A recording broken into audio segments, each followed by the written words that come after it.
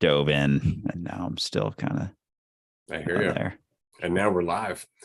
Here we are. It is roundtable number 14, I believe. I'm very excited about this one. I do want to start off just by doing a quick ramble, if that's okay with everyone. I had an insightful conversation earlier today, and during this conversation, we were talking about development and the ego and all that shit that we go through growing up as people. And it's so very interesting that up until a certain point, especially in our teenage life, we're really taught to identify, think about ourselves, try and fit in, think about how everybody else is perceiving us, survival mode, because we're in school, all that shit. But not only is that happening, but your amygdala is growing faster than the rest of your fucking brain. So your fear response to everything is just massive. Like, it's massively inflated, and everything seems so fucking important. Everything is so important. And the idea that you don't know is terrifying. It's terrifying. That's why teenagers need to know everything. They're like, I know. You don't know shit. You haven't done anything. How would you know? But they pretend they know because that's the only certainty they have. That's the only sense of value they have. And then all of a sudden they hit their early 20s and the rest of the brain catches up to their amygdala. And so that fear response starts to subside.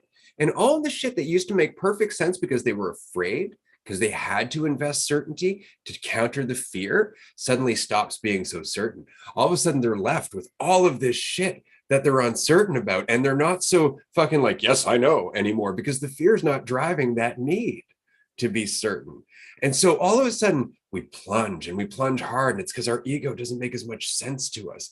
And it's so interesting that at that point, we can actually start looking for shit that makes us afraid, that makes us stressed out, almost trying to get back to the state of mind that we became so familiar with through that whole point. So it's almost like we plunge because we don't know what else to do.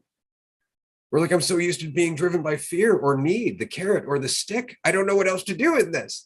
And so we keep looking for it. And I've had so many clients in their 40s and their 50s who have just repeated that fucking loop over and over and over. Chase something, get disillusioned, chase something, get disillusioned. But it was always need and fear, because they were trying to be who they were when they were teenagers and felt certain, despite the fact that that certainty caused their hell.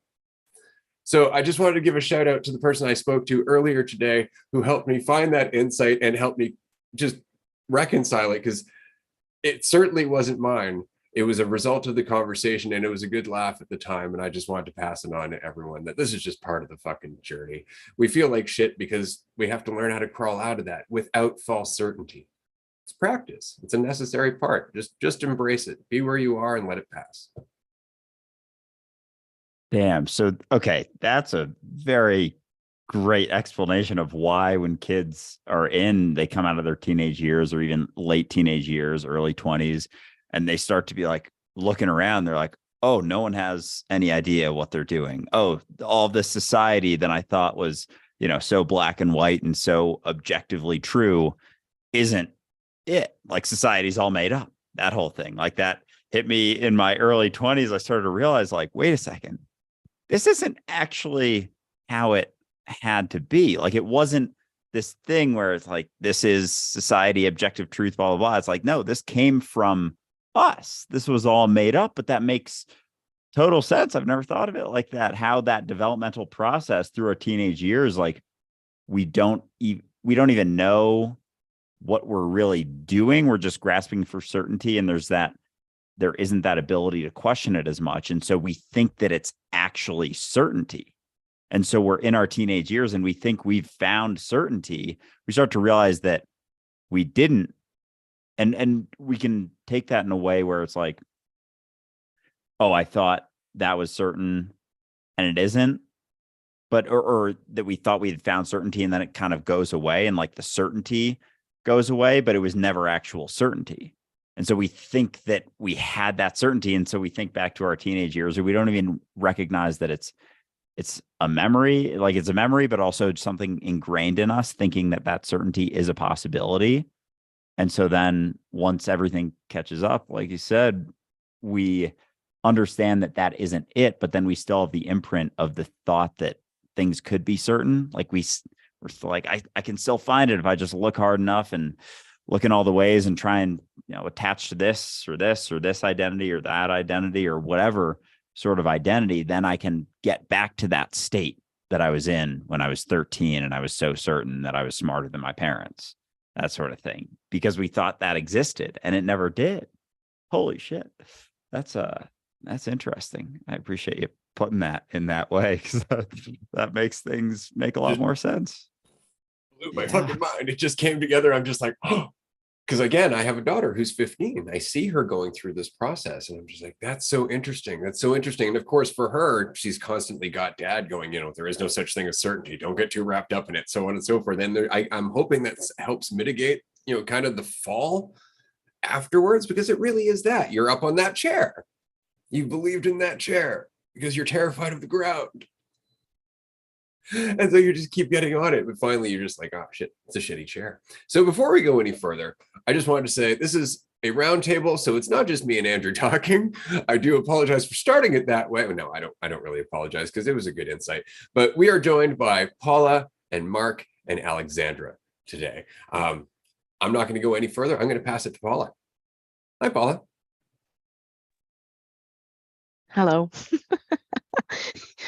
You want to see sassy PMAC, don't you? God damn it. I set myself up for it. I actually was in the office yesterday and somebody was like, I've been there for like a month and a half, and they're like, are you PMAC? And I was like, I am. And he's like, oh my God, I've been seeing this thing around and I had no idea who it was.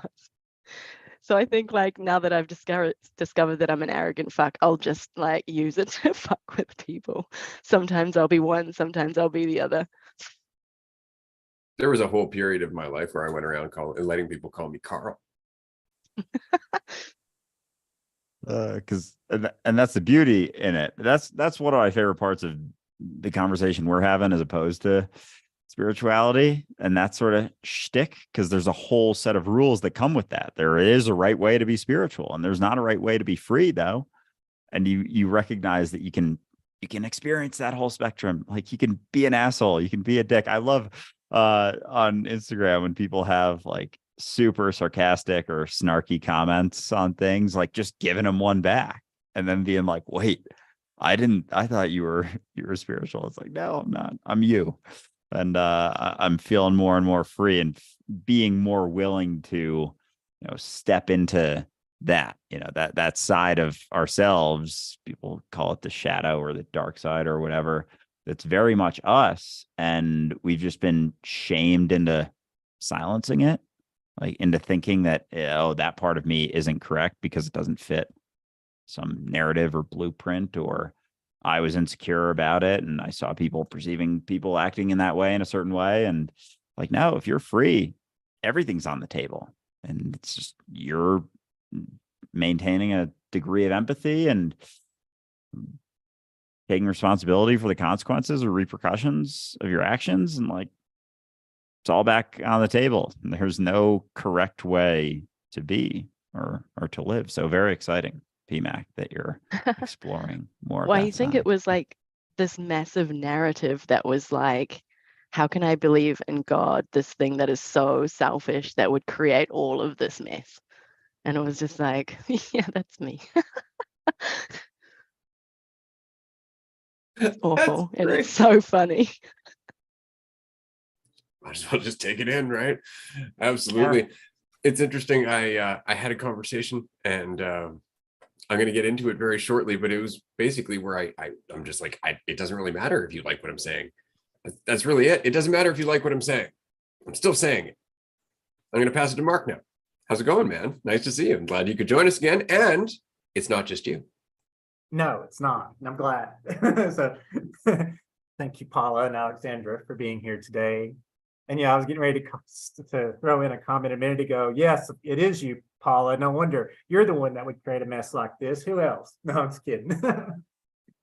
I just want to say that that was interesting what you mentioned a minute ago, Andrew, because the other day, I'm going to remain rather vague, but I was getting ready to engage in an activity and I thought, and there was this sudden thing went through my head, like, is this something a so-and-so person would do? And then I was like, yeah, this isn't religion. I'm not trying to join a church here. I'm here to experience things. And as you said, with a degree of empathy, but I'm here to experience everything I can. So yes, this is exactly what they would do. And I was just fine and went about my business. And it was neat feeling to, that was just a momentary thing, but I've had thoughts like that all my life. Every time certain things that you want to do and you're like, oh, I can't do this. What would they say at church? Or I can't do this. What would so-and-so think? I can't do this. I won't appear to be this. And I'm just like, but that's why I'm here actually. So that's my thought for the day. I love it. Yeah, letting go of the shoulds. And it's funny in this conversation, with a lot of conversations that we have, just how people will take it to an extreme within the existing mentality. And so when you understand, it's just about experience, and then someone will be like, oh, so I can just go around killing people. It's like, okay, whoa, first of all, chill. Like, why do you want to do that? Why do you want to go around killing people? It's like, it's besides the point. It's like, no, it's not.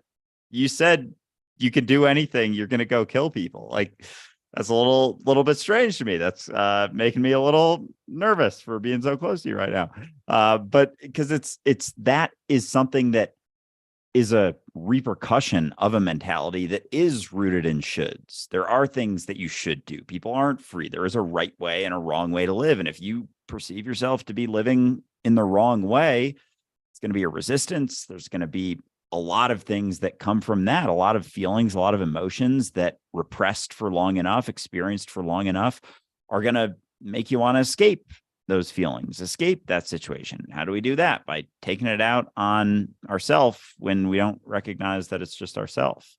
So it's that mentality shift, as we've talked about more and more recently. It's comes down to that. It's not about focusing on the branches and the leaves, the repercussions of the existing mentality. It's about shifting it. And it's not always going to match with the existing one. Like, things that you recognize in this mentality of letting go of the rights and the wrongs, the shoulds and the shouldn'ts, there's going to be overlap with things in the other mentality of like objective right and truth and whatnot. That's going to seem weird, but like from a certain mentality, it makes a lot of sense. From an existing mentality, doesn't make as much sense. So it's that shift in mentality that's most important. That's really kind of interesting, because I've been thinking about this for a long time in terms of it's just me changing. If that's all I know, then that's good enough. But there was a point where, God, I don't know if it was which gospel it was, but Jesus was asked, like, how many people do you think are going to wake up? And he's like, 1 in 1,000 and 2 in 10,000, right? And I'm like, that's some shitty numbers, especially if you have a small population. But approaching 8 billion makes you start to think that there's a lot more probability of people waking up, because there's just more people. And then when you take into account the amount of stress, the fact that, again, like, we're just going to keep hitting that wall over and over again, the more the system gets out of whack, it's almost necessitating that change. That's really interesting. I don't know if anybody remembers this part. I think it was in the second Matrix movie, where he meets the architect, right? And the entire point that the architect was making is that there will always be one variation that becomes Neo. No matter how many times they try to recreate the Matrix, just the sheer spectrum that must exist necessitates Neo coming into existence at some point, right? That's very much what I'm saying, is that it really is just numbers. Out of all the variations that currently exist right now, how many of us are waking up? 10,000? 100,000? Right? And as they're waking up, they're having ripples over the whole. So it's almost like we're getting to the point where we're so overpopulated that we have to wake up just to keep ourselves in balance. And yet we all experience it as just working on ourselves. That's so interesting. Yeah, I'm curious. I know we've talked about this before, but in regards to like population waking up and like the idea of waking up, I know it's just a fucking concept. And there's a spectrum that goes along with it. But do anyone here, I can pass to Ray first, think there's a point? Like, what do you think, if there is a point that's like the, I don't know, breaking point where someone, you could say, woke up, like if that's common across everything, or if it's just enough of a shift? Like, is there a chasm tipping point. almost? Yeah. Tipping point. I don't know That's what it the- is, but there is a tipping point. Yeah. I would say there can be, absolutely. I think that the unfortunate reality of this is that some people just break, right? Instead of hitting the ground and bouncing back, they just don't. And often it's because there's so many environmental factors, like just the sheer like volume of alcohol that's shoved into our culture. That makes it way harder, right? Opioids, that kind of thing, pharmaceuticals. It makes it really hard to bounce back because we're not fully equipped to do so. Right. And so we get lost in these escapes, and sometimes that's what buries us. But when we don't, yeah, there is a point where we just get tired of the suffering. That's really it. Like where the suffering has just become so much that we just surrender. Stop trying to be anything, because that's where the suffering is coming from. Right. It's like, fine, fuck it, I give up. And it's right there. But it really is that, fine, fuck it, I give up, without ending your life, just giving up the attempt to be something, to win the game that's in your head. Because that's it. It's in your head. Right. Finally, you're like, I can't win. And then you're like, yeah, there it is. Because there was no game. Now you're here. Now you're actually living. Enjoy. But that right there is super uncomfortable, which is what I was saying before. At first, you're like, but why? That's not really part of this right anymore. That's not part of the equation. Like in terms of why are you doing this? It's not really about you. It's just about doing stuff. What do you want to do? Pick a direction. It means nothing about you. Nothing. Right. But we still have that programmed response that no, I have to go down a certain direction. There's a right path for me to take. There's something that I should do that's going to make my life better. One of these things. Which is it? And look, everybody's disagreeing. Who do I agree with? Right. And it's like, no. There's not one single path that's going to do shit, because the reality is reality, which is moment by moment existence. It's not about where you're going. It's about where you are and your relationship with that. That's what it's about. I love the fact that as I've aged, that has dawned on me more and more, that it's really not about which direction I take so much as how much I get out of it. Moment to moment, what I make of it, moment to moment. That's what shaped my life. But at first, when I was younger, I was like, no, I got to get the right career. I got to live in the right place, know the right people, dress the right way, all that shit. None of it makes a difference, because the reality is you are here now. That will always be your reality, no matter how much you want to run from it. It's the quiet moments that you're fucked unless you're doing the work. It's where you're stuck. That's why I always get the image, and I know this is funny and I'm sure absurd. I always get the image of somebody just sitting on the toilet at midnight, left with their fucking thoughts, where you are as humble can be, and at the mercy of all the shit you carry.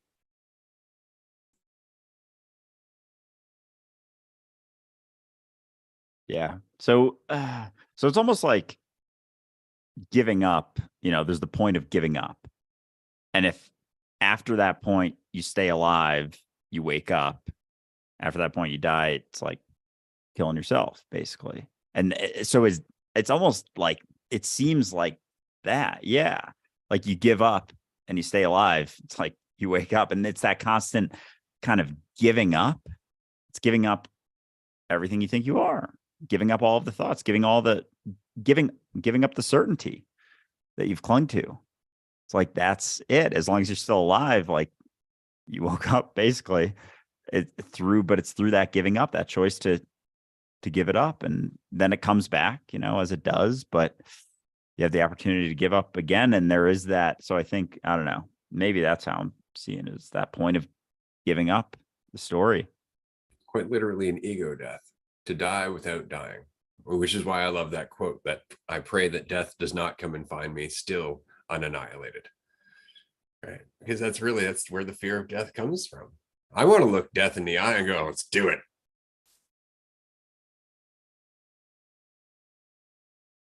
Yeah, and being willing to face that is so important. But I didn't really have anything to say. I was just going to fill the space, so I will now pass it to Alexandra. Great to see you. Has been a guest a number of times on the roundtables. Great part of the community. Good to see you, Alexandra. How you doing? I'm good, man. Good morning, and thank you for the intro. I apologize. I have a cold. But just I was just listening to you then. You're saying, you know, it's in giving up that you find freedom, etc., and that's where you start kind of living your life in the here now when you've relinquished yourself. But it just makes me think of a wise poet and philosopher, 50 Cent. You might know him, and he once said, "Death must be easy because life is hard." And I just find it really funny when you're saying like, "Oh, I want to be annihilated by the time death comes around," and it's big of you, and it's masochistic of you, and I think that is really where you get the most juice to squeeze. Is where you keep killing yourself over and over and over and over. And I just think it's funny how you're like, no, like that's I want to leave annihilated, because it's ruthless. Like how can you say like, no, I actually want to metaphorically, figuratively kill myself over and over and over and over. I want to experience that ego death over and over and over. So by the time I'm gone, he's pretty much just sweeping me. The Green Reef has just got a broom. There's no sky. Like, what are they called? Saber? Sky? I don't know.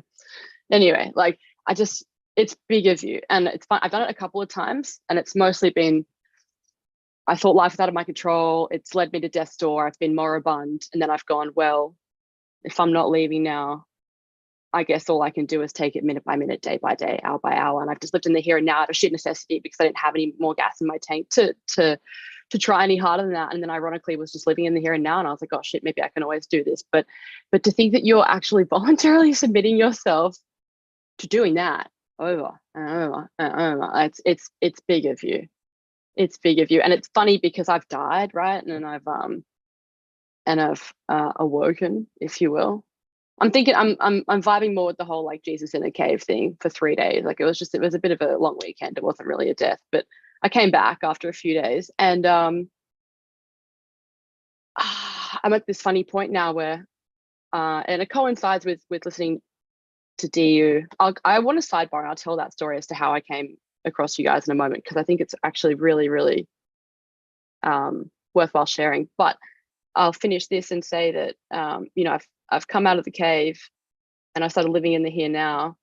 And then as a consequence of these constant fucking moments and fucking around and finding out, because I have no idea. And frankly, I'm playing in the overtime because I thought my game was over. So I'm just like, oh, well, let's see how many points we can get on the board right now. But as a consequence, some things are really working out because I let go of this idea that I had any fucking idea how they should go, what was best for me. And sure enough, I'm walking myself back up to that cliff now, and I'm gonna have to throw myself off again because I'm so convinced that I know. I'm so convinced that the preconditioning of my former life has some virtue in this one, and it's really, really, really hard to constantly, like, I'm about to push myself off the cliff again because I'm getting really comfortable with the idea of how things are and how they should be, and I'm feeling it. It's ironic. It's like I'm suffering under this false certainty yet again, despite the fact that like I know where that goes and it doesn't end well, but I'm still doing it. And I suppose it is just the dance between like, well, I don't want to say myself and the ego, but sure, the self and the ego.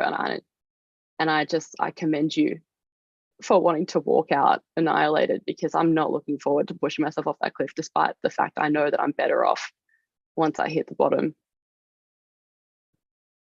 I appreciate that. If it helps, it just, see, it's interesting. We had this conversation once before that there's a point where you do it because you're so fucking tired of suffering, where you're like, I'm done. Like, this sucks. You know, even when you're getting high on yourself, it's starting to build rifts with everybody else. You're like, fuck, I'm doing it again. Right. And so you do it because it makes sense to do so, but it's hard. After a while, it's not hard. After a while, what you start to recognize is that it's actually the cessation of effort. It's just not having to put in the effort to be anything. And so that walk up to the cliff gets smaller and smaller and smaller until you're jumping into a puddle. Like it's really just the tiniest thing, but it's that perspective change, right? Like even the idea, like, I know I'm going to come up to that cliff is also false certainty. Yeah, that's a good point. Because okay, so this is along these lines what I was wrestling with, and Alexander, that like back and forth. I feel like I go through that every day, almost like clinging to something, experiencing consequences, realizing that what I'm doing and letting it go is like just it happens quicker, but it also, I don't know, things keep coming up and it keeps being let go. But I think it's just being aware of them, you notice them more. Whereas in the past, it was like just building up kind of without even you being aware. So it seems like it's happening more, but the reality is that it's just, you're just not in it all the time. And so there's that like disparity between the experiences, as opposed to just being like numb to it, like the frog in boiling water. But part of me is, and I don't know if it's ego or what's coming up, but there's like a resistance, and this is gonna sound ridiculous, sort of. There's like a resistance to letting go of the story, but it keeps feeling different. Like there keeps being other ways that I guess ego or myself gets in the way, because to be everything, you have to give up everything you think that you are. Like really give it up, like give up the story, all of that, and fully. And this is what hit me at the last retreat. Like I think I cried like 2 or 3 times, and it was all regarding the story of Andrew, and realizing like how much investment there is, but then how much it isn't me, like how much it has never been me, like ever. And to Ray's last point there's like, I keep butting up against that sort of feeling like it's getting more uncomfortable, but that's because I have a narrative about it and like thoughts about what that is. Because the reality is, beyond the thoughts, it doesn't change. Like nothing changes. I'm still this, whatever, Andrew, sort of, but it's like nothing changes. And that, I think you can build a story about how you think everything's going to change in this negative sort of way. Like, what's it going to be like? Because you don't know, but you've never known. You've never ever known. You've just created false certainty your whole life. And so I don't know. It's like I'm kind of talking through it right now, but it's an interesting like resistance that just keeps coming up to being that, because there's a story about what I think it is that's attached to it, I think. Absolutely. I'm going to pass it back to Alexander. I was honestly just enjoying like kind of swirling that around my mouth, and I was like, yep, you're absolutely right. And it's just so funny because that cliff you're about to push yourself off is just a self-made cliff.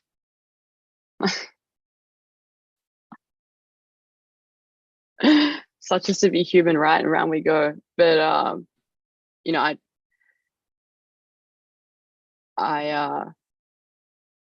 guess it's just that classic, like just wanting so badly to cling on to false certainty, even in the moment, like the whole narration of like this third party narration of you going through the thought process that I'm falling back into old habits, I'm relying on old narratives, I'm gonna have to pull the rug from under my own feet. That unto itself is even just a false certainty. And like I'm just listening to you and I'm like, God fucking damn it, I could just drop it, hey. I could just fuck that right off. It could just be a puddle. It could actually not even just be a puddle. It could just all be fine. And that's the sick reality. It's always just in my head, isn't it? Anyway, what I wanted to say before, which I have always wanted to share, was how I came across DU was I was having a really hard time in my life, and one of Andrew's videos popped up on my explore page. And I watched it and I was like, yeah, hot dog, I guess I don't have a past. That's awesome. And so I just followed him and I was like, he sounds like he has a good idea that doesn't involve God, because I just so don't agree with the institution of religion. I watched a couple of videos and I was like, yep. And I made a mental note to listen to DU and I said, yep. And then one day, and I don't know what it was and it doesn't matter because it's a me problem, one of the videos came up and I was like, you know what? I'm fucking sick of this dude. Just fucking, and this happened very quickly, by the way. And I was like, oh, where you just have your self-empowering advice and everything's actually fine. Just fucking shut up, man. Things are not fine. Nothing's ever fine because I know how things go and there's no happy ending in this movie. So you and your just fucking radical self-responsibility and, you know, freedom can fuck off. And I just unfollowed you. And it has nothing to do with you, obviously. And it was so because I was in so much pain that it was obviously more comfortable for me to be like, you're a dumbass, than to chew on this idea, to mull this idea over. And then that was, I think about 3 months later, I thought I'd hit rock bottom then. Oh, no. So I got right on down there. Sure enough, one of Andrew's videos shows up on my explore page. I'm so sorry, give me one moment. And I went, yeah, I guess I could check that out again. And at that moment, because like that at that point, I just said moment, that's moment and point combined. In that moment, I was like, oh yeah, I guess I could check this out again. This seemed like a little morsel of like hope last time I checked it out. And so I went back on, and then I actually listened to DU. And I don't know if you guys remember, but I sent you like a paragraph being like, thank you so much. Like listening to your podcast just inspires hope in me and reminds me of times where I've been deeply meditating. You'll have to read the message to know what I mean by that. And I'm at work right now experiencing this clarity and this freedom that I have not experienced in ages. I love you guys. Thanks so much for all your work.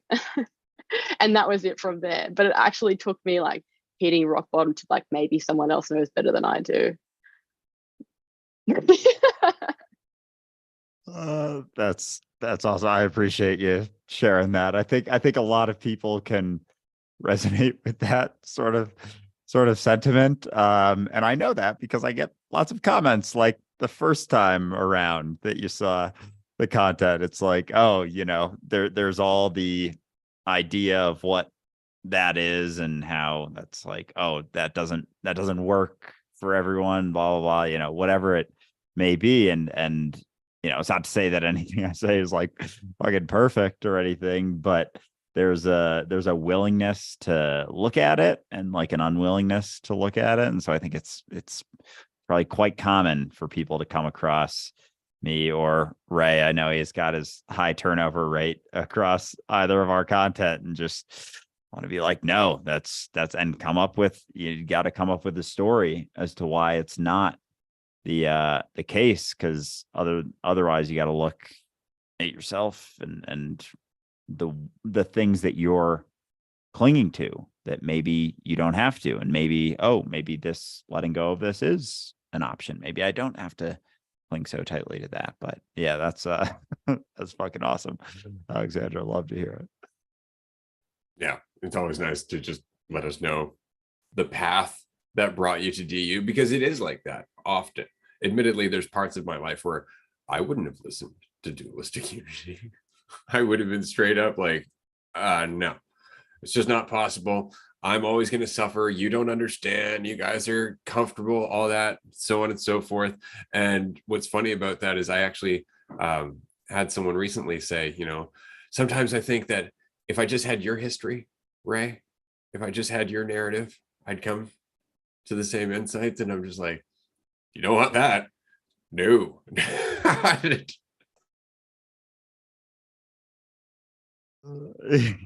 Yeah.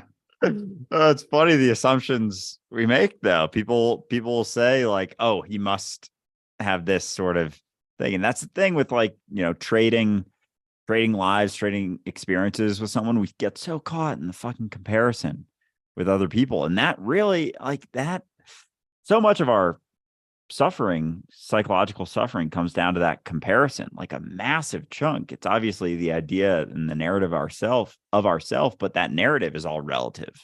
It's always relative to other people's narratives. And we don't know their narratives. We don't know their story. Even your best friend that you've known since you were 2 years old and you grew up together and always went to school together, like, you know, 1%, if that, not even like a percent of a percent of a percent of the reality of their story, because you have no idea what goes on inside of their mind. You don't know what goes on when you're, you know, not around. You never actually know. And yet we build these narratives, like someone coming across Ray's videos and being like, oh, if I just grew up like you, I'd get this. And it's like, is that really what you want to do? Because you're clearly have a story that I'm guessing is not correct, given what I know about some of Ray's upbringing. Is, yeah, I don't know if you want to be trading that, but it's just what we do, and we're always settling on those stories, and we think they're correct, and they never are. They never have been. They never will be. But our story of whether it's our story of ourselves or our story of anything else, and yet that's where the psychological suffering stems from, is settling upon story of us relative to the story of everyone else. And we can never actually know. Like, the arrogance to think that we could is hilarious and kind of a bummer. Agreed. And even so far as hearing these words are my favorite. Oh, I wish I could experience what's in your head. No, you don't. No, you don't. Work your way towards what you're going to experience in your head. Find your own Buddha nature, as it were. But I want to return, if we can, briefly towards the topic of arrogance. And the reason I want to return to that is because there was a point when I was younger where I recognized that there is this delicate balance between what the ego wants to look at as humility and arrogance. But it really is confidence without needing to prop yourself up. You know, like, if there's a problem, you're just like, I got this. And it's not because I'm awesome. It's not because you've propped yourself up or anything like that. You just are giving into having faith in yourself. And the more you do that, the more you start to recognize, I'm actually quite good at things. And that comes across as arrogant, but it's not, because it's not comparative. You're not trying to say, like, and everybody else sucks, because you recognize everyone else can do the exact same thing if they were humble enough to just get involved with what they're doing, instead of trying to be someone through doing it. And I found that to be really interesting. I know a lot of people have disagreed with me over time. Oh, it's not arrogance because it sounds terrible to the ego, right? Like, the ego just hates that. Oh, what? Arrogance? It's kind of like the word egotistical. It's like you're kind of acting egotistically. How dare you? It's like, okay, let's take that out of it and let's just talk about like the mechanism that we're referring to, right? But immediately it's this negative connotation to the ego. Right. And if you understand that that's the game, then you're really looking at what the concepts are pointing at and removing the opinion of them, removing the emotional response to them, right? Almost stepping back and taking a more clinical look at it and going, right, it's not quite arrogance though, right? It's kind of like the difference between judgment and discernment. We've talked about that one before, where judgment ties to you and your level of value. Discernment is just you taking in information and processing context and making a decision based on what you've recognized. At no point are you tearing anyone down. You're just recognizing what they're doing and modifying your behavior accordingly. But judgment is, what an idiot.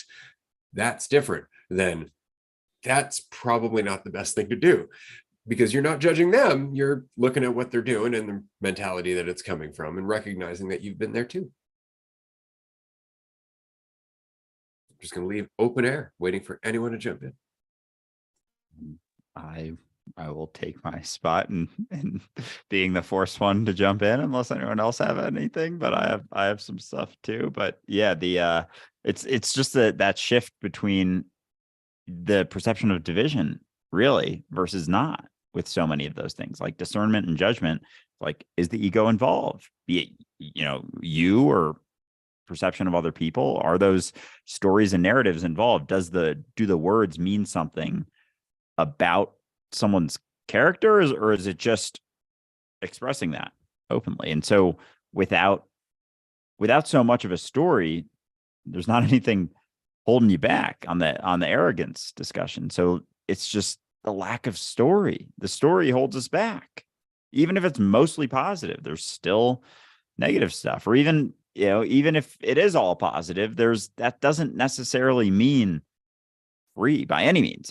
It's not that it doesn't necessarily, it definitely doesn't mean free, because that positive story is still a story. It's still limiting. It's still you as something separate from reality. And so without so much of me involved, it isn't the arrogance, because it isn't relative. It's just doing. It's just expressing yourself without so much concern. But because so many people are so concerned all the time, they think that acting without concern is arrogant. They perceive that to be arrogant, because it's threatening to the ego, because I'm concerned, so you must be You have to be concerned. And if you're not, you're an arrogant asshole.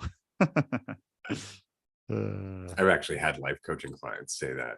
Like when I first started coming here, I thought you were rather arrogant. And as I got to know you, I recognized you're not. It's like, yeah, that's going to happen. We have a question in the live stream. So I'm going to read it and we're going to address it. I have a friend that threatens to distance themselves from me and will ignore me if I don't meet their expectations. How do I deal with this? I don't want to feel like I have to satisfy them just for them to stick around more. So who wants to field this one? I'm going to pick someone at random. All right, Mark, you're up, sir. Nobody's going to like my answer because my answer these days is very, very short. If I have to do something different than what I'm already doing that feels right to me for someone to be around me or to placate them or to do whatever, I'm done. I don't honestly, and at this point, I don't care who it is. Everybody remember I'm 49, so I don't have as many people hanging around me that I need to please right now, but I'm not going to. It's like I read another question. So, we had another question, I think, this past week, and I'm not going to, try to recite it, but it was basically, should I try to do this if this person is saying they don't want to do this, but they're telling me they don't want to do it for my sake? I'm like, one, if someone's trying to pull away, let them go. Two, if they're saying they're doing it for your sake, they're probably trying to divert they're probably trying to cover up that they just want to leave and put it on you. But I don't need to make those assumptions. Basically, for me, if someone doesn't want to be around me the way I am, then they're free to go.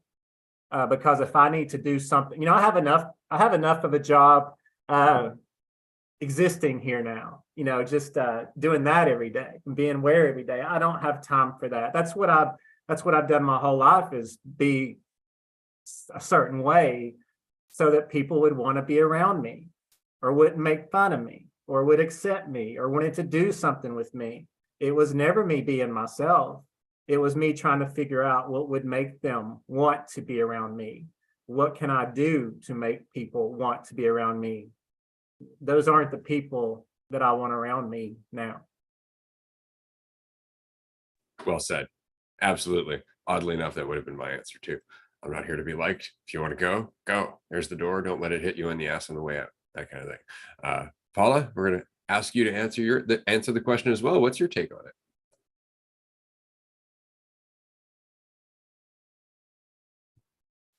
I 100% agree with everything that Mark said. Whether I am at a capacity in which I would actually do that, depending on who the person is, I don't know. I still work through those senses of shoulds or owing things to other people. So it's definitely a process, but the true north of experience is where Mark is at.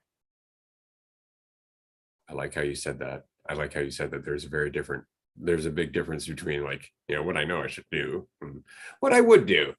Because there's the ideal, and then there's stuff, right? There's all that human stuff that gets in the way. And so it's good to acknowledge that, otherwise you're holding yourself up to some standard that causes more stress, right? And inevitably paralyzes you. I think that's another thing that's really important to recognize. There's no right decision. There's no right decision. Everything is just your experience from moment to moment to moment. If it's a lot of effort to keep this person around, maybe you should take that as a hint, right? That's the whole thing. If you're constantly having to give up yourself for the sake of keeping somebody else in your life, all you're doing is giving up yourself. You really need to take that in, because your life is about you. If you're giving up yourself, what are you living for? Right? That person's never going to fill that hole. They can't, especially if they're that needy, because they're trying to satisfy a hole within themselves. So you're making a hole in yourself to satisfy a hole in someone else. It ends up turning into a whole lot of nothingness. And it feels like that. It feels empty, it feels hollow, it feels isolated, it feels alone, right? It feels like there's nothing and there's nothing to feel. And it's just because you're giving up everything that you are, which is here now in the moment. If you're thinking about somebody all the time, every day, what do they think of me doing this? Oh, I should text her. All that stuff takes away from your life. If you need to do all that to keep them around, they're not going to stick around. They never wanted to be around. You shouldn't have to convince them to stay around. It's not about that. Alexander, would you like to weigh in on this as well? Human word noises. sorry, cough. I completely agree with you. I would only add to that. Sorry, I'm just gonna mute myself.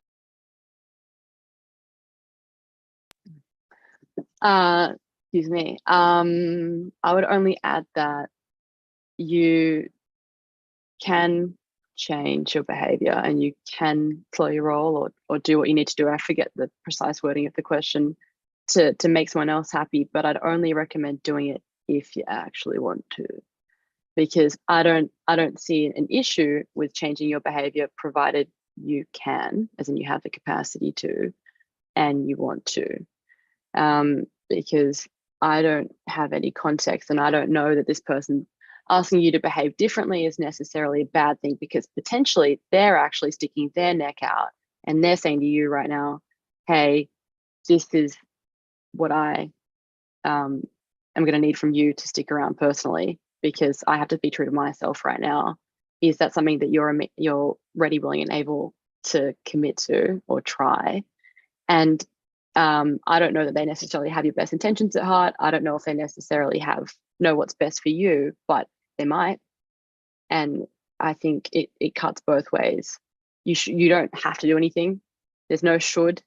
You shouldn't have to change to keep someone around, but they might. But yeah, you can, and they might. It might be a terrible idea. You know, it's funny. We all go like, "Don't change, don't change for anyone. Fuck it. If they don't like you, they can fuck off." But maybe they see something that you don't, which I know I'm personally often guilty of. And so it's food for thought. And if you can and you want to, give it a crack. Alternatively, dance to the beat of your own drum, and maybe by doing so you'll actually receive a better outcome in future, which is almost guaranteed, because whether it's losing them as a friend or getting them and your relationship changing, there's always something better on around the corner. So fuck around, find out. But food for thought either way.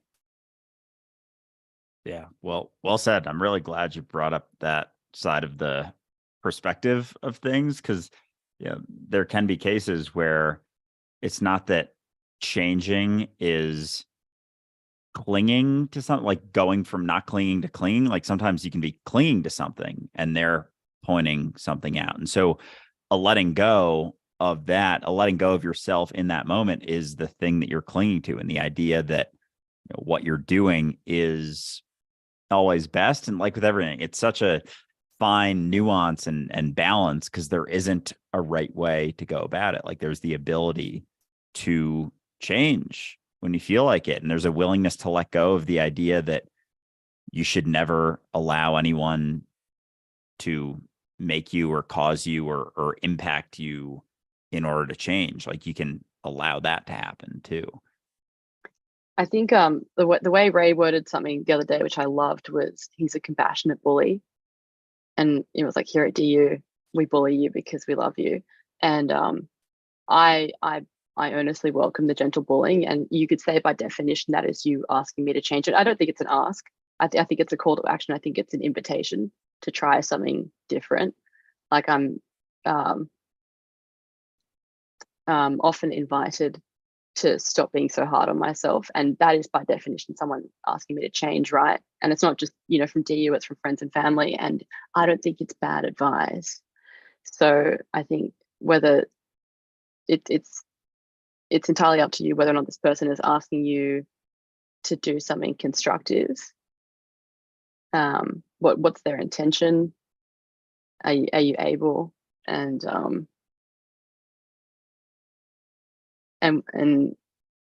what would it cost you to fuck around and find out? Because That's interesting. Not? I just wanted to say Why that not? I think the difference is that here we're asking you, or we're suggesting that you don't have to self-deprecate, but there's no hint that we're going to leave if you don't. Right? There's no pressure whatsoever in saying you got to do it for me, you got to change for me. Right? It's I forgot in your about own that. time. Sorry. Yeah, absolutely. Yeah, no, I don't think. The ultimatum definitely changes that. Again, I don't think it totally nullifies the point that maybe you're partaking in something that could be very harmful to you and dangerous. You just don't know. But alternatively, if that person doesn't really like you for you and you don't think what you're doing is negativing your life, then fuck them off. Or just say no. Don't take advice from me. PMAC. And yeah, you basically just kind of like narrated the process that I described at the beginning. So like knowing that the true north is just like, you're just going to do what you do and people around you can, fall into line. But there's always that other side that's like, but what am I reflecting? Like, what am I seeing back? What's the part that I'm working on? And like playing the dance between the two and like unpicking and just watching how it unfolds. It's not always just like one side or the other. Like when Ray described it, it sounds really simple, and everybody relates like, yeah, until there's like one little like spot in the tapestry that Alexandra opens up, and then it's like, oh yeah, that's right. It's never like just the answer. It's always like the questioning and the unpicking and the like poking through reality. Yeah, I was just gonna say I'm really enjoying the gray area in this conversation, because that really is it, because you'll know to some degree if it's coming from need on both sides, right? That's really the sensitivity you're looking for, right? If they need you to change or they're demanding you change and you need them to approve of you, all that stuff, that's the distortion. If you can get rid of that, you'll have some clarity and you can make a choice whether to participate or not. But until you have that clarity, it's very difficult to actually know what you're doing or why. Yeah, I think that's a great clarification too, because that's what I was just thinking. Through recognizing that you're not what you think and recognizing yourself and everyone, that means everyone interacting with you is you too. It's just that most of the ones you interact with don't know they're you. And so there's going to be that distortion that Ray just referenced with like, the need or the perception of lack and the desire for you to fulfill that in some certain, way, shape, or form. But there is also kind of like the natural flow of things, and it's always like everything's just an option. No one's telling you what especially here, like no one's telling you what you should do ever. It's just like, here's an option that you may not have been thinking about before. It's not to say that it's better or worse, but it's just another option that you may not have been seeing. And so seeing yourself in everyone means that you can learn something from everyone, because there's still going to be that expression even through those that don't necessarily see it. There's still the deeper reality that they are you. And so those interactions, as much as they may seem distorted always, if they're caught up in their idea of themselves, there is still the unknown expression of the flow always. And so having the ability to set your preferences, your idea of you, that divided identities, preferences aside, and be willing to look at everyone else's perspectives, because they're your perspectives. They just don't know it, or they're your options as well. And that's all it comes down to, because again, you're eternal, and there's no rush to necessarily take anyone's advice, but always an option. PMAC. Yeah, to like echo back like both Alexandra and Andrew, it's like this, oh man, I lost it. So funny. I finished off with talking about now I barely remember what I talked about. I was about how you can learn from everyone, and like everyone's perspective is Yeah. So like what Alexandra was saying before about in the community, and like having this kind of like call to action of like, if you see something in me, you can have a little poke, like that's okay. I feel the same way. But it's kind of like nobody needs to do that. All you need to do is like continually, I don't know, work in here, and everybody else then just gets the opportunity to see back to themselves like what it is that they're holding on to. It's almost like you put up a mirror just by you completely like being you. And so there is no like, oh, here you go, here's like a little crumb. It's just like, I'm just doing me. You'll do the same because you can see me doing it. for me. Absolutely. That was really well said. And I think an excellent segue into a question that we have here from somebody else. Actually, there's two. The first, and I'm going to address it first, is I feel my understanding of I am one with everything. We are all the same thing is kind of in my peripheral. I can't just grasp it. So I've been listening to your podcast for the last couple of weeks, and hopefully something will click. So this is really interesting because this is very much something that we've talked about before in terms of not trying to get to a concept of recognizing everyone is one, but really trying to get down to the recognition that all you know is you.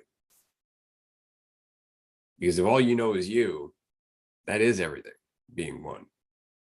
And that's where the paradox kind of kicks in. And so there's a lot to it. It really will. Your brain is just going to go, what? But there's other people. And it's, yeah, that doesn't take away from the point. Exactly. Your awareness of the universe is the universe that you're aware of. And so that's very much, it's not easy to grasp. It's just something that you're going to be, which is yourself. The recognition that being yourself is being unity comes with time as you peel away the layers. But right now your brain's trying to figure out, like, where am I in unity? What is unity compared to me? And it's just trying to figure out a concept that's not the case. It's not the reality. Can I chime in really quickly? This will be like a second. Because when I wrote that on my little board, I had no idea what it meant. I was just like re-listening to the Yam Socks podcast, and I was like, oh, Ray repeated that. It's kind of like a catchphrase. I'm like, that sounds amazing. And so I chucked it on the board. And it wasn't until maybe like a week later when I showed it to you and I was listening to another podcast, like one of the DUs, and I was like, that means something totally different than what I thought it meant. And I had this insight yesterday. I put it in the Patreon chat or somewhere in the Discord. And it was like, I just realized that, like, you have this idea of like disidentifying from your character, right? And I just realized that because I was trying to identify with everything else. So I was like, okay, I'm everything. So like, I'm that lamp, I'm this laptop, like all at the same time, and trying to like make this identification with everything instead of like literally disidentifying from the character. Likewise with like Jesus and stuff. It's like, yeah, that's me. I'm Jesus. I'm just trying to like identify with Jesus, but it's just not it. It's just literally disidentifying from everything. It's none of those things. I'm none of it. Yeah, I'm with you too. The universe you're aware of is your awareness. I didn't get that till the retreat. That's over a year of doing this. Our slogan that Ray made, like I would always I would see the sweatshirt in my closet and I'd be like, that one's not quite getting there. And it was a year I was doing this podcast that was like one of the slogans Ray loves. I'm like, I don't even fucking know what that means, but there wasn't concern for that either. It's like I there would be times where I would try and like figure it out. It's like, and then I catch myself and be like, whatever idea I come up with of what this is isn't it, because it's just you. Like it's just you, and it's never, it's like you were saying, it's not that you are the hot or the light, or because those are words too, and it's not even like you're the awareness of the character you thought that you were, because the character that you thought that you were isn't a thing so much. Like it's all, and as soon as this happens, it's been happening so many times in the last like 2 weeks, the labels drop all around. It's not that I am that, but that's just not what I think, equally to the fact that I'm never what I think. And then like I just go back into this is like feels like a dream right now, and just talking to myself in other iterations, incarnations. I'm perceiving division between it, but it's not. And it's cool that I'm saying stuff and putting stuff out there, and I don't know what's gonna come back. I'm not quite sure, and I don't even really know what's gonna come out of my mouth a lot of the times too. And it just is happening, and it's like I'm watching it in a way. It's that feeling that I think, Ray, as you were talking, it just like drops me back into it? Like you were saying that people are trying to cling, and this is the question. The idea of unity, and when you're like, it's not anywhere out there, like it just hit me again, and I felt like I was like in Get Out, you know, the black abyss. It's like you start falling into it. It's like, oh, it's never been that. It's always just been here. And then there was like a point, like I crossed over into a spot where like, oh wow, so this is just it. This is just a dream right now that is all me. And it's cool that there's the perception of other characters. And even like the thoughts and the emotions and the sensations and the senses coming in, it's also not you. I feel like I can understand a little bit more about when Ray says like there's no difference between like the internal and the external, because it's all just like senses. And I was having this thought earlier today that was like, whenever we refer to it, it's always like the witness or like something to do with like seeing. And like, I think I've remarked on this before that like large majority of the people in our DU Patreon calls are like wearing glasses or like just struggle with like eyesight. And I'm just like, that's so interesting. And even if you think about it, like what would be your like perfect scenario of like clarity? And I was thinking of this idea of like having a bird's eye view. So again, like it's still about sight. You're like, you want to look down on everything, and it's just like you can never see behind you. So when you're focused on sight, like your peripheral is like way cut off. And so I was just like, this is because I started reading The Untethered Soul, I think. And so they were talking about awareness, right? So it's like when you peel it back, you're just the awareness. I think, did they say something about being in like the seat of your awareness? And that resonated with me so much, just I guess because of like the eyesight thing. And I was wondering like, what is the statistics on like people who have bad eyesight? Because I feel like I've been roaming around in life being like, I'm disabled, but actually like I didn't realize that I was like having this mentality, but maybe like having bad eyesight is a good thing. Like maybe struggling to like try and see things clearly is not what I should be doing, but just like relaxing the effort, allowing things to go a bit blurry, like using all the rest of my, like, I don't know, paying more awareness, I guess, to the other information that's coming through. And so it's like, instead of like the awareness being like this very like sight heavy thing, it's just like, where is the seat? Like, where is my awareness sitting? Like, who am I? And I've heard that question a billion times, but like, it doesn't make sense until it makes sense, right? Like at the right time, you'll know, you'll pull that thread and you'll be like, okay, this is the one I'm going down at the moment. But yeah, that's where I'm at the moment. Mark, would you like to weigh in on this before we move on to the next question?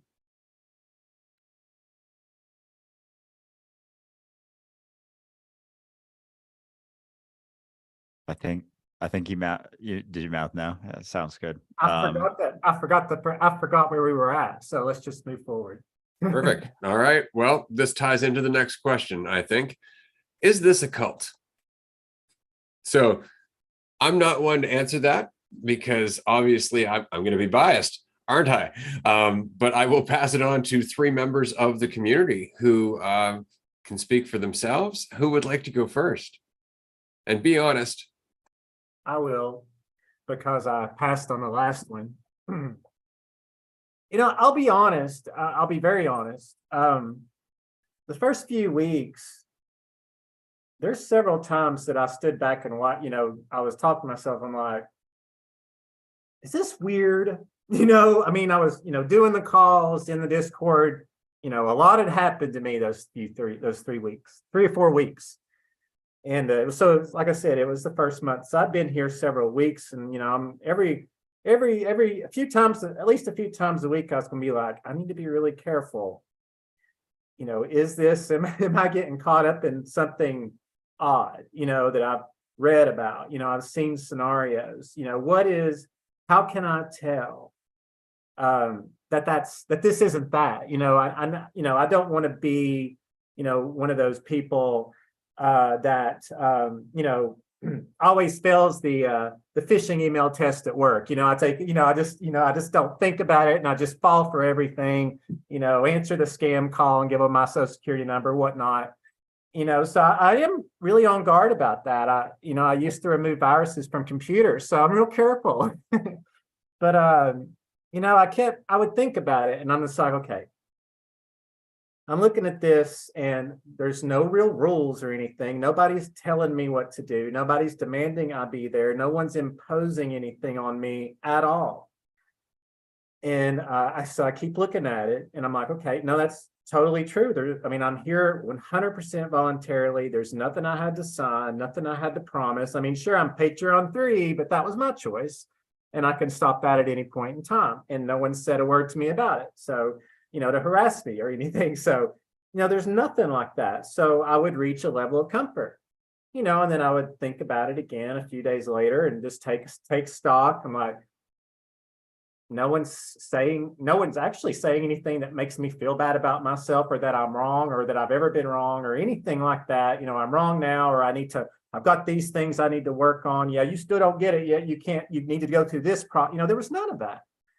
So that's really, I guess those were the few things, and I don't know a lot, but those were kind of the main things I was trying to think about as I was trying to answer that question for myself. There's no, I don't have to be any way to be here. I don't have to be here. I don't have to show up for everything that's involved with this if I don't want to.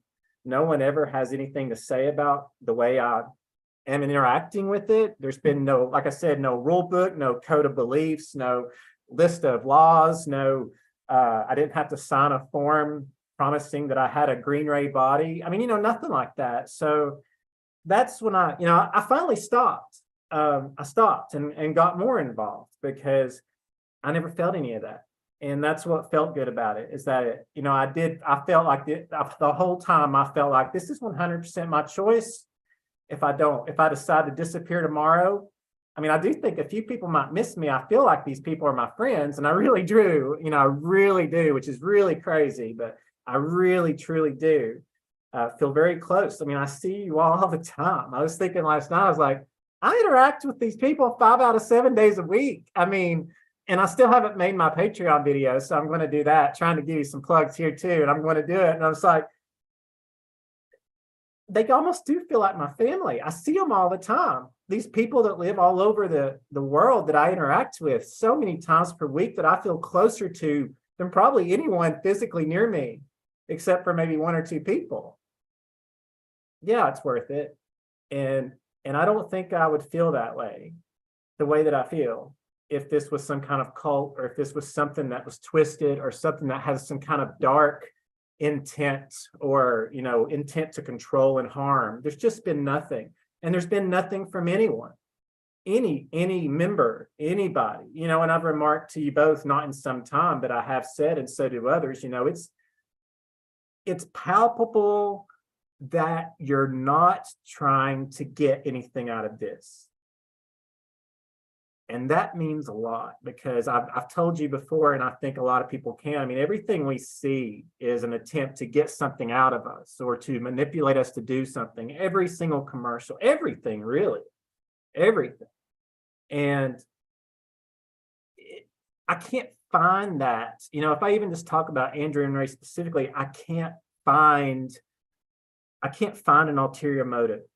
And I'm pretty close now. I know a lot of the things that go on. I hear a lot of the details. I'm definitely in all the Patreon calls, so I get to hear lots of stuff. I can't find anything. I can't. And I'm used to always finding something. I really am. It's not hard. Because we all know that when we're under our illusion, we're always looking for something out for ourselves, whether we realize it or not. There's always an ulterior motive, but I can't find one. And sometimes I sit and I watch you both, and I'm not going to try to describe it, but I can see that just us being together and talking is everything to you both. And you can see it.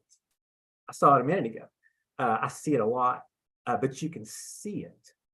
And that's not coming from greed. That's not coming from a place of trying to control, manipulate, and self-gain. It's just not, and it doesn't. And I don't question it anymore, because all it's ever done for me is be a positive thing in my life. It's changed my life, but that's a whole nother story. But that's all it's ever done. I've never gotten one negative feeling from any of my interactions. And I try to interact a lot. And it's been since the 1st of December now. And I still do not have any evidence whatsoever for me personally that this is a bad decision for me, a bad place. I'm in danger. I better watch out. I can't find any justification for it. I'll keep looking. I'll always be alert, but I can't find it at this point. And I wouldn't be here if I could, because I'm a pro at dipping out. I'm a pro. And can't do it. Can't do it.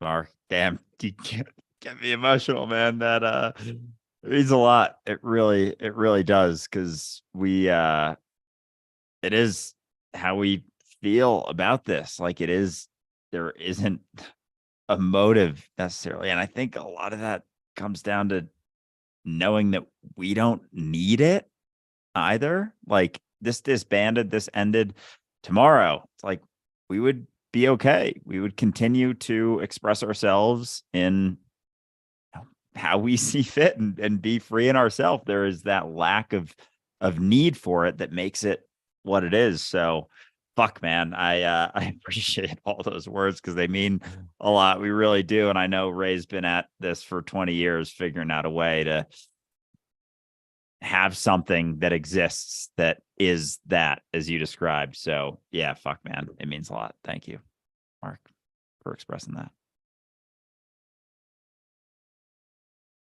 And PMAC.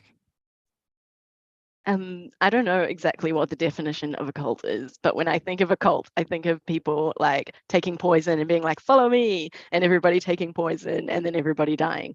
I don't know if that's like relatively on track, but I figured like if either Andrew or Ray was like, hey, come drink some poison with us, like anybody in the community would be like, maybe can we question that? Because like that doesn't sound like a fun thing to do for the whole community to be drinking poison. And so I feel like it seems like it's just Andrew and Ray, but it is like a community leading, taking initiative, questioning, having authority, like taking responsibility, being humble, like doing all of it together. It's not just, hey, follow these two guys and we'll lead you down a path.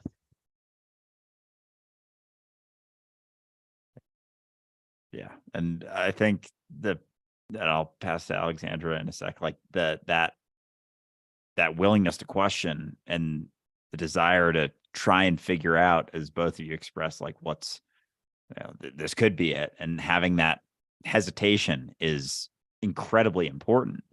Like, that hesitation comes up for me all the time. I'm keeping things in check all the time. And the idea of what's possible out there, like, I'm always questioning, be it, in reality or just in general, just what keeping that what's the word, starts with an S, skeptical mentality is hugely important. And I think that's something that everyone seems to express coming into it, is that hesitation, that unwillingness to just dive in and listen to everything is fucking gospel or something. It's like, question everything, especially yourself and anyone else telling you anything, really. But Alexandra. Yeah, I mean, like, I am married to Ray and Andrew, but that was my choice. And it was PMAX, and it was Maddie's, and it was also Mark's. So like, you can call it a cult, but like, we all want to be here. And frankly, I like the matching sneakers. So I'm not sorry. Oh, no, okay. I don't think I have anything else substantial to add, aside from the fact that there is no, we don't have e-meters. I don't have to confess my sins in order to gain access. I voluntarily gave over the entire contents of my bank account and my social security. So it doesn't meet the evidentiary burden for a cult. Like, it was all voluntary. So yeah. I can't help but think Homer Simpson, leader. Like, I just can't help it. I don't know if anybody's ever seen that episode of The Simpsons, but I do. Is that the encourage you. Stonecutters one? No. Homer actually That's gets another cult. involved with a cult, and they're really trying to get him to believe in the leader, but he just keeps walking around being Homer, and he's really obsessed with the old Batman theme. No, no, no, no, no, no, no, no, no, no, no, no, no, Batman. And so finally they clue in. They're like, aha, that's all they have to do. And so that's what they did. They stood beside him and they basically did the Batman theme, but put leader at the end of it because of the holy leader. And then he was in. That was it. Great episode in general. But I just want to say really quickly, thank you to everyone for both being honest about that and being damn funny, because at the end of the day, and I think this ties back to the next question, which is, what is the core belief of this group? Followed by, wait, you all share bank accounts? No, we don't. I just want to be clear about that. We don't share bank accounts at all yet. And what I mean by that is that at some point there's going to be a giant pool made by the podcast and the resources that the podcast invests in that is ultimately going to go back into providing resources for the rest of the community. So we're not asking anybody for money. If anything, we're trying to use corporations and their stupidity in terms of wanting to spend advertising dollars to undermine the very mentality where anybody needs anything, right? So just keep that in mind. But what is the core belief about this? Somebody said we share sarcasm, which is a great answer. There is none. Ray, I feel like I should just jump on here right now, just for all the smarties out there. We don't share bank accounts. I'm not married to one nor multiple people. We don't break the law. We're law-abiding citizens. What else? We don't have matching shoes yet. I've definitely got a hoodie on the way. You guys should check out the DU merch. It's epic. I'm so excited for my jumper to arrive. Sorry, international term, sweater, not a hoodie. Just in time for winter. What else did I just rattle off? E-meters, we don't use them. This isn't Scientology. There is no bargaining chip. There's no requirement of you to participate or listen or enjoy yourself. There's no Kool-Aid. It actually wasn't Kool-Aid, it was Fruit Aid, which is like a poor man's version of Kool-Aid. Fun fact, guys. But yeah, anything else I said, I was joking. Yeah, okay. Now you can answer that final question. Sorry, I just felt like I had to get on the record. We really and say appreciate you providing some clarity, because otherwise it sounded like me going, no, she's kidding. Shh, quiet, kick her out of the room. And Alexandra was never seen again. Yeah, I was thinking about caveating after you spoke, and I was like, no, I have faith. I have faith in humanity to follow the humor. But you know, that's so it goes. I'm sure most people followed with that. But yeah, do we want? Am I allowed to? I feel like I shouldn't start with the. Okay, I'll start. So what was the question again? Core belief of dualistic unity. Wait, right? You were totally forgot that we had that question. You were starting with that, right? Yeah, you were starting to talk with that. Yeah, you start. Okay, cool. Fair enough. We don't have one. We don't have a core belief. If anything, our whole point is just that you are here now. You are here now. And that means a lot. There's a lot behind that. That doesn't require you to believe in anything. It just requires you to stop investing in fictions for false certainty and a sense of value. See, there's a thing that you do where you think about yourself, and you do that so you feel less uncertain. And you do that so you can kind of establish where you fit in the world and what everybody else is doing. But what it does is it creates this tendency to make assumptions to make you feel better. So you will see somebody and you go, aha, I have an idea about that person, therefore they are that. And then you'll interact with that idea instead of the person, because you're trying to be an idea instead of a person. And so all of this really just comes down to getting out of your own way. But there's a lot to that. It's not just about finding a concept or a philosophy or a practice or a mantra. It's not about that. It really is just this ongoing exercise in self-honesty. It is this ongoing journey in recognizing there is no journey. You are already everything you're ever going to be. And that in itself is not an idea. It's something that's constantly changing. It's nothing but sheer potential. So there's nothing that you have to think about. You can have faith in yourself and carry on through your life and witness absolute miracles. And I don't mean like healing people or turning water to wine. I mean being able to walk into a room where you were anxious to go into that room, just say, fuck it, I'm not going to worry about it, and watch everything turn out exactly as it turns out without you ever personalizing any of it. None of it tears you down. None of it means a thing about you. None of it makes you less valuable. That's a fucking miracle, especially when you spend your entire life thinking that everything tears you down or builds you up. It's all about just being free of that shit because it's optional. The brain does it, doesn't mean it's true. So recognizing that, you find a level of freedom that has nothing to do with belief, nothing to do with following anyone, because that would fuck it up. We don't want you to follow us. As Mark was saying, this is just a conversation. We just want you to feel like you can just be yourself somewhere because everybody else wants you to be something. I don't want you to be anything. I know what it's like to try and be something. It sucks.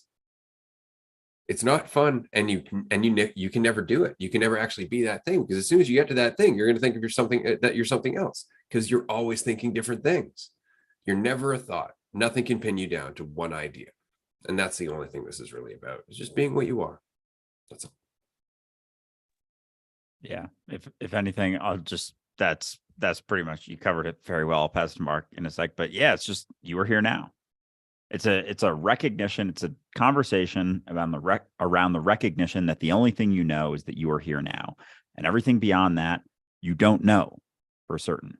We have created a society that believes, that forgets that the only thing they know is here now, and that they are here now, and believes that there are things that are truth beyond that, and they settle upon it. And one person saying, oh, that's the truth, one person saying, no, that's actually false, and that's the truth. And it's like, none of it is. It's just a conversation that circles around that recognition and everything that comes with it, because we so often are settling upon certain things, but there is a depth, there is a very, very unexplored depth to the recognition that the only thing that you know is that you are here now. And that's what we're exploring. Mark.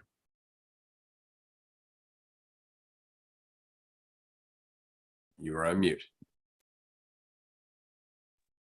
I was just saying, I just got a lot of stuff going through my head tonight.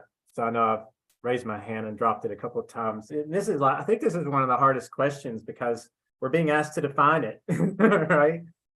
And there isn't one. I mean, it's just every conversation we have, that's what it is, the whole thing.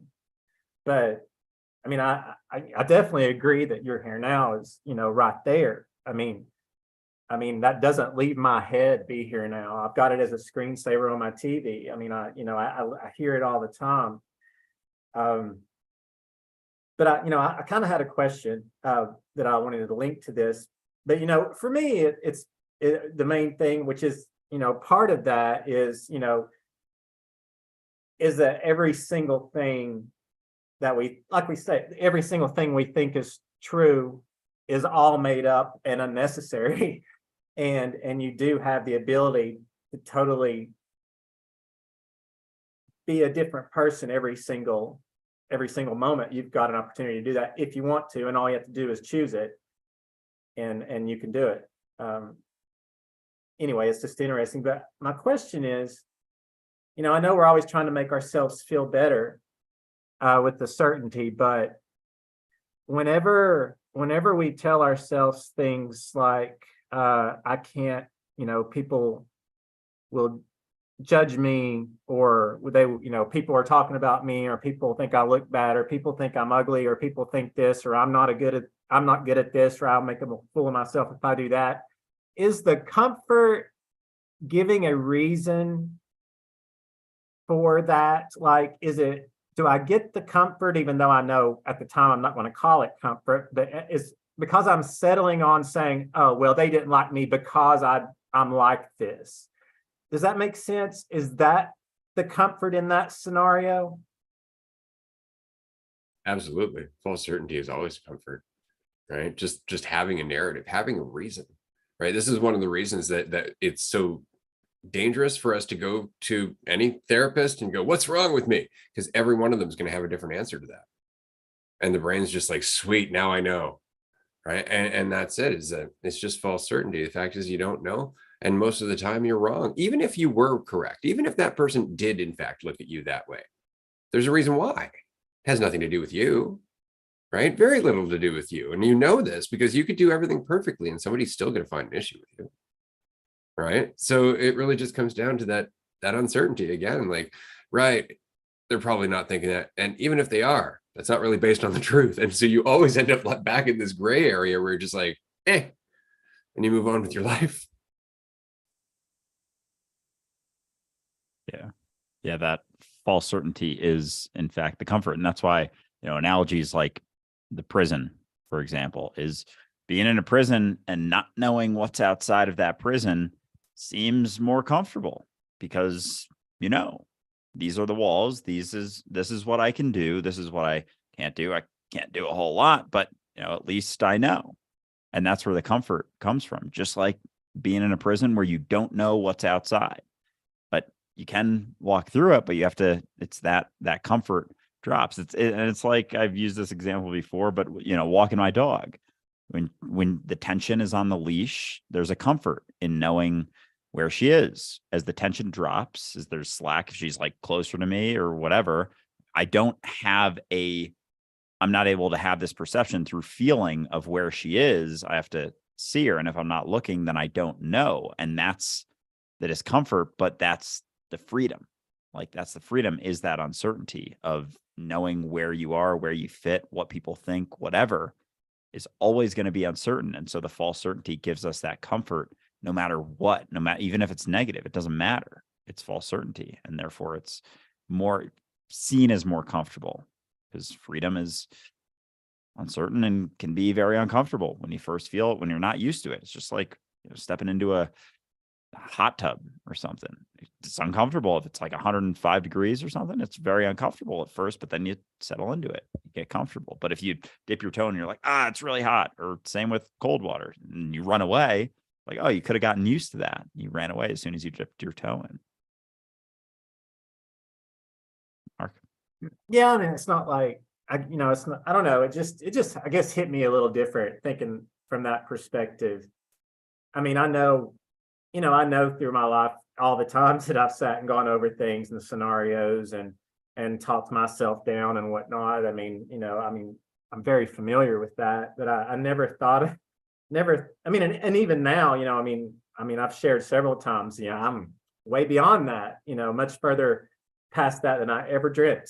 And I'm super thrilled about it. But, just thinking back and thinking I was comforting myself by making myself miserable, which that's not anything novel either. I mean, it's the whole thing, but, just thinking about all those things I said to myself and all those things that I was justifying because I don't look this way or don't look that way, or I'm not cool like so-and-so, or those 4 people over there I want to hang out with, I'm not as clever as them, so they'll never like me. So that makes me more comfortable to accept that. But it did. How fucked up. It just is. It's fucked up. And I think that right now, and I'm going to allude to 2 other things I wanted to mention very quickly before this call ends, and I don't know why, I just felt like I want to. But the first thing is I heard a quote the other day, and it won't leave my head, even though there's a little bit about it that kind of I can't really plug into how this kind of conversation, at least not directly. But basically the quote was, a man has 2 lives and the second one starts when he realizes there's only one. I loved it because my life started in December. And this is the only one I care about, even though the other one was necessary. I'm pretty excited about this one because it sure is getting off with the bang. But that has just stuck in my head. And I just thought it was a really neat quote. And the other thing is that I wanted to mention is so many times I think that because when we all talk about these things and going in and out, oh, I went in, I was in it again and all this, I smell a little bit of, I know we're all trying not to do that, but still sometimes I feel like we're being hard on ourselves for that. Oh, I failed again, basically, is what you're thinking in your head. Oh, I'm going in and out, but every time I go in, it's bad. No, it's not. No, it's not. That's why we're here. We're here for the whole thing. I was thinking of another clip. Every time I do clips, it all comes out back out around me. It all just flows back to me. I go through the clips in it and it comes right back through these calls and podcasts. But it was the games, the 3 games from season 3. The game that you're supposed to forget you're playing. The game, then you win if you forget. The game where you're supposed to remember you're playing and you win if you remember. And then the game where you remember you're playing both games and you both forget and you remember, but you're still, as Paula was referring to earlier, as the observer, you're aware of all of it happening and it's all great. And you love every bit of it. And you really do. Even if you get caught up and tore up and cry and whatnot, you're still over here. I feel that shit. You know what I mean? I mean, that's what it is. And honestly, there's several things I really want to talk about at the retreat and I'm looking forward to it, but that's where this stems from in my head, is that was one of the main things I got, is every bit of it, and we love it all. And I've never forgotten that either. And so that's it. Well said, Mark. I loved everything you just threw out there, because that's it. And once, like, people will get caught on certain sides of it, but and they just think that it's not it, but understanding that it's it as well, and the willingness to dive in and be a part of it and not exclude any aspect or think that any of it shouldn't be happening, as if you could ever possibly know, is it. And it's awesome to see, just like your expression of all of it, honestly, is really cool to see, because it's so fucking alive. It's very alive, and there's a enthusiasm to it when you start getting it more and more, that it's this is it. And to that quote, you're man, I was 2 lives, or wait, the one life starts when you realize. Yeah, a man has 2 lives, Yeah. and the second one starts when he realizes he actually only has one. I kind of was trying to be like, okay, well, that's kind of okay. Once you realize you're here now and that's it, everything changes. That's how it rang for me. Yeah, and living for others too, I think, is a big, because we can recognize that, that one is eternity, whatever. But the reality is that you go from living for other people to living for yourself and prioritizing your experience, because you can't afford to live for anyone else. You can't afford it, because could this iteration, that idea, whatever, could end tomorrow. You can't afford to be living for anyone else. There's too much at risk. There's way too much at risk to live for anyone but yourself, because you can do that. A lot of people do it for a very long time, and it's risking a lot, far more risky than living for you and prioritizing that.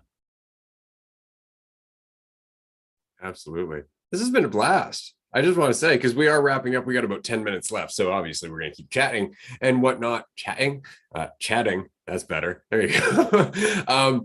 It's been a lot of fun. It's funny because we had this conversation, and of course, Alexandra threw out the idea of us having a collective bank account. And then, of course, there was all that skepticism and suspicion and all that. And so I figured, why not capitalize on that and just let everybody know once again that we are actually looking for investors in Dualistic Unity LLC. Now, keep that in mind. We are not looking for donors. We are not looking for anybody to be altruistic and go out of the way and give us money. We're really not. If you'd like to support us, we are willing to talk to you 5 days a week, because we like doing this and we really appreciate the support. So you can join us on Patreon. But if you would like to make an actual ROI over time, or even possibly have an ownership stake in what we're doing, then that is something that we're going to be looking at the end of May, early June. We're going to do 1 or 2 presentations on everything that we're up to, everything that's being involved, including our recent involvement with the Global Consciousness Project and what that might mean moving forward. So if that's something that interests you, go to the website dualisticunity.com. Under the contact section in the navigation bar, you will see investor interest. just fill in your details and we'll contact you a little bit closer to the presentation. So that way we can arrange when the Zoom meeting is going to be and we can show you everything that we're doing. But again, it's not a donation. It's an investment in a company that is growing quite quickly. And by what I mean by quite quickly is that we have an audience that continues to grow week by week. It's getting way bigger now, and we're hosting retreats pretty much all the time. Now we've got 3 retreats planned over the next year. We're going to keep doing more events. We're going to keep contacting more and more people because we want to grow this. We want to be here for people in as many ways as we can. And if it's not Andrew and I, it's anybody else who's part of this community, who's feeling free, so their cup is overflowing. We just want to facilitate that. If everybody's just good, being who they are, then we're just going to act that way. And I really do have faith in that. That alone. I don't need a plan on how to change the world. The world is always changing. Change is the constant. It's just what kind of change are we contributing to?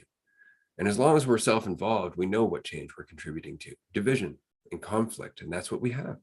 So a little bit of selflessness, which is really just being self-absorbed on a big cosmic level, because if it's all you, then you're taking care of yourself. So you can be a little egotistical that way, but at least it's big enough to include everyone else. Yeah, because as Mark said, every combo that we have is dualistic unity. Everything that you are, everything you embody is dualistic unity. It's not what you think, it's what is, what's left beyond all of those thoughts and ideas. And so that's why it can be kind of hard to define what's going on. But if you're having the conversation, if you're being it, you're it. That's it. That's the extent is you always. But yeah, things are starting to pick up. So if you do want to be involved, I'm very excited about that people can start being involved in another way, having a stake to a degree. So yeah, it's going to be very fun to see that all unfold. But yeah, this has been an awesome chat so far today. And I appreciate all of you for joining. And you see, that's the point. I think I just wanted to throw in very quickly that this is how little we take ourselves seriously.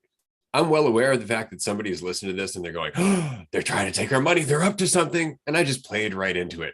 Just go ahead, run with it, right? Because there's nothing I can do about that, because you're making yourself suffer. But when you're done, the proof is in the pudding. You're welcome to go and check out all the shit that we're doing.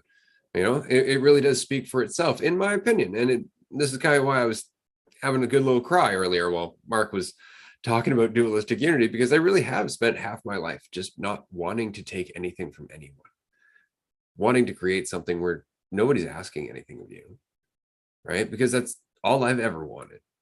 That's all I've ever wanted. And so if nobody's going to do that, fuck it, I'll do it, right? And what I'm amazed by is that there's so many other people doing it, because why not? Why not? It's just that nobody's ever doing it. That's all it is. So we feel like it can't be done, but it can be. You can actually just put yourself aside, not be selfish, and you'll be just fine. Especially if you're able to, again, connect with the people around you, because then they're going to do better. Right? That's all this is. It's just ripples. Ripples. I have faith in everyone doing what's best for them, but it's the environment that sucks. When the environment makes you feel like you're divided from everyone, competition makes sense. Division makes sense. It makes sense to lie, cheat, and steal. It makes sense because you need to survive in a world that doesn't give a fuck about you. But that's all a perception, you see. It feels like it doesn't give a fuck about you because you're not open enough to see where it does. Because you're not participating in being part of the world that gives a fuck. You're too busy thinking about yourself. And isn't it weird how you can't see others who care about you so long as you don't care about you?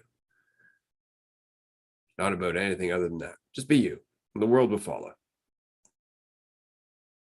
Yeah, isn't that funny how an environment that sucks necessitates rules? Like it necessitates guidelines. I think that's probably, you've talked in the past. I'm not as much of a history guy as Ray is, but with the Dark Ages and everything, and kind of everything that came of that, how there have been times in our experience where things were so awful and miserable that like societies, be it, like a religion, arose within that because it was so brutal that people clung to that certainty, because when an environment is so shitty, you got to cling to external stuff. And there's like a building, like shitty environment, more rules, shittier environment, more rules on top of the rules that were existing, because there's more desire for control through the shittiness of the environment. But when you recognize that, and you understand that, oh, there can be a shift to the environment. Like, I am that environment. I am actively taking part in that environment. And if there's enough recognizing that they are their environment, that they're not separate, that they don't have to be caught in the will of that and be an expression of that will that's shifting, and the shifting tide, like that then becomes the focus. And it's all we're doing is recognizing that the environment kind of sucks, but that environment's me. So I kind of suck right now. And I'm working on doing what I can to push back on that suck a little bit. PMAC. I was just thinking about this idea of like out in the world, however you described it, like no one gives a fuck about your feelings because they're too busy like judging their own. And in Dualistic Unity, nobody gives a fuck about your feelings because they're too busy like paying attention to their own. That's really good. That's really funny. And that's it, right? Like you're well aware, like we're not judging you. We don't want to be judged. Right? This is why I like going to karaoke at the end of the day, right? Because people are just, fuck it, I'm going to get on the stage. So I'm not going to judge that guy who's butchering Whip It, right? Because you're going to go up and butcher a song yourself. And you may as well, because what the hell else are you here for? What are you here for, if not for your own existence? It always seems so fucking simple when you break it down, but we spend so much time trying to be something. We forget that we are existence. It's all right here. We are going to wrap up in like 2 minutes here, but I do want to mention that we had a question regarding bipolar disorder. We do, in fact, have lots of thoughts about bipolar disorder and mental health as a whole. If you haven't checked out Dualistic Unity, I highly suggest you go and check out season 1 and season 2, especially because it's all just kind of deepening into the conversation. It really does unravel one episode at a time. If you can also join us on our free groups, which are every Wednesday at 6 p.m. Eastern time, except next week, because we'll be hosting a retreat. Or you can join us 5 days a week on Patreon, patreon.com/Dualistic Unity. We have 3 tiers. There's merch. There's a bunch of different stuff that gets involved, including some sweet retreat discounts. And we're going to be continuing on there in about 17 minutes for another hour and a half while we have a discussion in our tier 2 conversation or our tier 2 group. It's always a lot of fun. It's exactly what this is like, except there's more people because this is public and the groups are private. And I want you to remember that. If you want to chat, they're private. They never see the public. They will never see the public. And that all in mind, you can actually go through all of the groups that we've done since we started Dualistic Unity, and there's goddamn close to like 500 hours at this point. It's just a vault. Like even the podcast itself just pales in comparison to the sheer amount of insight on our Patreon page in that group. And if you can't do that, then there is the Discord as well. We have a community Discord with almost 800 members. There's no charge to be on that Discord. This is something we want to make very clear. There is no charge to be on our Discord. I know that's commonplace for a lot of people who have Patreon page. There's no charge because we want you to be a part of this. We want you to be included in this. Even our groups, tier 1 is like 35 cents an hour to chat with us up to 3 times a week. We're not trying to get anything out of you, as little as possible, because we just want to keep giving, because we don't need anything. And we want you to not need anything, including us. We just want to hang out with you, not needing us. Amen. This has been a blast. And for God's sake, check out season 2. I know people are skipping that season. It's like the forgotten season. It's like they get through season 1. They're like, I want to get to, the more recent stuff. It's like, and then we get questions about things that have been directly talked about in season 2. So for fuck's sake, listen to season 2. Stop skipping that shit, because we see the numbers. We can see how many listens podcasts get. And there is a noticeable difference from season 1. It's like it just carries into season 3. It's like for some reason it's just totally passed over. Like it's weird, but season 2 is feeling bad. It wants you to listen to it. So go check it out, please. We never tell anybody what to do. It's for your own good. Maybe I should start clipping season 2 and go back to season 3 later. It sounds like a more emergent situation with season 2. You might not be wrong with I that. might look at that tonight. We'll see. We appreciate you, Mark. But seriously, it is a recommendation, and it is a recommendation because, and I'll say this very quickly, to me, who spent 20 years more or less working on myself and very much trying to consider, how do I have this conversation without all the woo, all the belief, all the shit, all the snake oil, the distortion, without asking anyone to believe anything, just question. How do we keep this down to the unarguable? And so when I met Andrew, I was like, okay, here we fucking go. And so I had 14 episodes to more or less just unload everything that I had been, distilling for half my life. And then he starts asking fucking brilliant questions. And so it's just pulling out all of these insights. And then season 2, it was all him at that point. He's just like, holy fuck, I got this. And he started asking questions. And so season 2 is 21 episodes of us just continuing to unfold and unravel that from somebody who spent a whole season more or less just inundated with my insanity. Right. So definitely, if you can, check out season 2, because it's such a beautiful season in terms of self-expression, of just freely and enthusiastically question everything that we've talked about in greater detail without so much of my involvement. Right. So you're definitely going to resonate with it. In my opinion, I definitely recommend that you go and check out season 2. Nobody's telling you to do shit. And that's it for me for today. So I'm going to say thank you so much. We're going to wrap up here. We will continue on Patreon, patreon.com/dualistic unity, if you can join us. And if not, do join us for the free chat tomorrow. We're going to be doing another roundtable in 2 weeks, more than likely. We'll see you then.